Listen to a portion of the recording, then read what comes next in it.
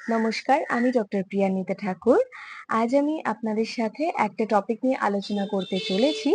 সেটা হচ্ছে মেদ ঝরাতে ভাত না রুটি কোনটা খাওয়া জরুরি? এটা নিয়ে আমাদের অনেকের মধ্যেই কনফিউশন থাকে যে কোনটা খাওয়া উচিত। তো সেটা নিয়ে আলোচনা করার আগে ১ম এই আমাদের জানা দরকার যে আমরা মোটা কেন হই? আ আমরা সারাদিনে যে খাবারটা খাচ্ছি, যে পরিমাণ খাবার খাচ্ছি, অর্থাৎ যে ক্যালোরি ইনটেক করছি সেটা যদি সঠিকভাবে বার্ন না হয়, তো সেখান থেকেই আমাদের স্থূলতার সৃষ্টি হয়। অর্থাৎ সেটাকে আমরা ওবেসিটি বলে থাকি। এবার মেন বিষয় নিয়ে আলোচনা করা যাক যে ভাত তাহলে বাদ কিনা? যদি ওজন বেড়ে যায় তো সেক্ষেত্রে ভাত খাওয়া যাবে কিনা? আমাদের অনেকের মধ্যেই ধারণা থাকে যে ভাত খেলে পরে বা ওজন বাড়তে শুরু করলে ভাত খাওয়া বন্ধ করে দিতে হবে। কিন্তু এরকম কখনোই কোনো ডক্টর বা কোনো নিউট্রিশনিস্ট সাজেস্ট করেন না যে ভাত টোটালি স্টপ করে দেওয়া উচিত। কারণ ভাত আর রুটি দুটোই হচ্ছে কার্বোহাইড্রেট জাতীয় খাবার।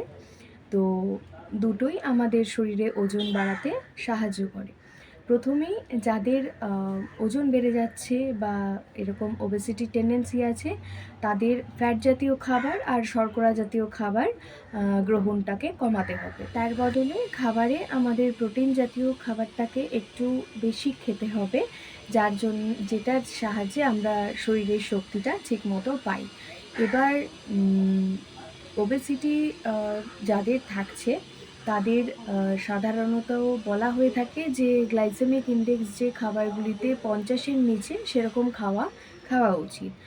আর কখনোই অনেকে আছে যে রুটি বা ভাত একসাথে খাচ্ছেন, কিছুটা পরিমাণে ভাত খাচ্ছেন, কিছুটা পরিমাণে রুটি খাচ্ছেন, অথবা আটা ময়দা মিশিয়ে রুটি বানিয়ে খাচ্ছেন, সেটা একদমই করা উচিত। এবার আমরা দেখে থাকি যে যেগুলো রিফাইন্ড সাদা চালের ভাত হয় তার গ্লাইসেমিক ইনডেক্স থাকছে ৭৭, আর ঢেঁকি ছাঁটা চালের ভাতের গ্লাইসেমিক ইনডেক্স থাকছে এই ৫০ থেকে ৫২-র মধ্যে।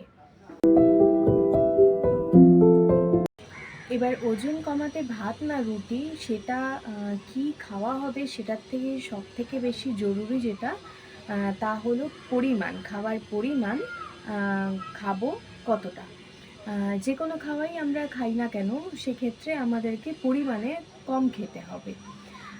আমরা সারাদিনে ৪০ গ্রাম চালের ভাত খেতেই পারি, এতে কোনো রকম সমস্যা নেই। পাশাপাশি যদি আমরা রুটি বা ভাত, যেটা আগে বললাম যে একসাথে খাওয়া যাবে না, আমরা অল্প ভাত খেয়ে সাথে সবজির পরিমাণটাকে বাড়িয়ে দিতে পারি। এবার এক একজনের খিদে এক এক ধরনের থাকে, এক একজনের কাছে অল্পের পরিমাণটা এক এক ধরনের হয়। তো কারো যদি বেশি খিদে পেয়ে যায় যে অল্প খেয়ে আমার হচ্ছে না, তো সেক্ষেত্রে ভাত বা রুটি সেটাকে কম করে দিয়ে সবজির পরিমাণটাকে বা দই হোক, স্যালাড হোক, সেগুলোকে একটু বেশি পরিমাণে খাওয়া যেতেই পারে। অনেক সময় দেখা যায় যে বয়স বাড়ার সাথে সাথে আমাদের হজম ক্ষমতা কমতে থাকে। তো সেক্ষেত্রে যে রুটি খেতেই হবে এমন কোনো কথা নেই। এছাড়াও অনেকের গ্লুটেন ইনটলারেন্স থাকে, তো সেক্ষেত্রেও তারাও যেহেতু রুটি আটার কোনো জিনিস খেতে পারেন না, তো তারা অবশ্যই ভাত খেতে পারেন। তো তারা কোনো ডায়েটিশিয়ানের পরামর্শ নিয়ে সেক্ষেত্রে খাবার একটা তালিকা বানিয়ে অবশ্যই খাবার গ্রহণ করতে পারেন। রুটি যে খেতে হবে এমন কোনো কথা নেই, সারাদিনে ভাত খাওয়া যেতেই পারে। প্রথম যখন আপনি ওজন কমানোর জন্যে আপনার খাবারের নিয়মটাকে চেঞ্জ করছেন, তো যদি পর্যাপ্ত পরিমাণে খিদে থাকে, কারণ আপনি হয়তো অতিরিক্ত পরিমাণে খেতেন, সেখান থেকে খাবারটাকে কমাবেন।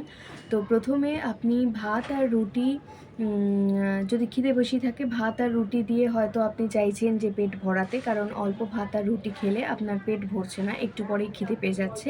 তো সেজন্যে আপনি ভাত আর রুটিটাকে কমিয়ে তার পরিবর্তে সবজির পরিমাণটাকে বাড়িয়ে দিন। এছাড়া টক দই খেতে পারেন, আর সাথে মাছ মাংস যেটাই খাচ্ছেন না কেন সেটা একটু বেশি পরিমাণে খান, খেয়ে ভাত আর রুটিটাকে কমিয়ে দিন। আর ডাল খেতে পারেন, তবে ডালে যেহেতু ক্যালোরি বেশি থাকছে, তো যেদিন ডাল খাচ্ছেন সেদিন তার পাশাপাশি যে অন্য খাবারগুলো খাচ্ছেন সেগুলোর পরিমাণটাকে কমিয়ে দিতে পারেন। খাবারের মেজারমেন্টের পাশাপাশি এক্সারসাইজ অনেকটা জরুরি। এক্সারসাইজের গুরুত্ব অনেকটাই। তো যেদিন একটু বেশি খাওয়া হয়ে যাচ্ছে তার পরের দিন অবশ্যই চেষ্টা করবেন যে ক্যালোরি বার্নটা যেন হয় ঠিকঠাকভাবে। এক্সারসাইজ তো রেগুলার করা জরুরি, রেগুলার এক্সারসাইজ করতেই হবে। আর যেদিন ওই যে বললাম এক্সারসাইজ একটু কম হয়ে যাচ্ছে তার পরের দিনই চেষ্টা করবেন যে সময়টাকে বাড়িয়ে দেওয়া, এক্সারসাইজের একটু বেশি পরিমাণে এক্সারসাইজ করে নেওয়া।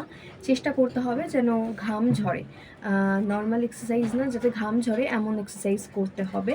আপনি সারা সপ্তাহ যখন আপনার ডায়েটটাকে মেনটেন করছেন, আপনি চাইলে সপ্তাহে একদিন চিট ডে রাখতেই পারেন। তো সেদিন আপনি আপনার মন মতো বা পছন্দের কিছু একটা খাবার খেতেই পারেন, তবে অবশ্যই পরিমাণে কম খেতে হবে। এক্সারসাইজ তো আগেই বলে দিলাম যে এক্সারসাইজ রেগুলার করতে হবে, সেটাকে মেনটেন করে করতে হবে। ভাত রুটি যাই খান না কেন পরিমাণে কম খেতে হবে, পেটে খিদে রেখে খাবার খেতে হবে। এর পাশাপাশি রয়েছে ঘুম। ঘুম অত্যন্তই জরুরি, কারণ আমাদের ঘুম কম হলে পরে হজম ক্ষমতাও কমতে থাকে। তো এতে ওবেসিটির চান্সেস অনেকটাই বেশি। তো দিনে 6 থেকে 7 ঘন্টা ঘুমানো অত্যন্তই জরুরি।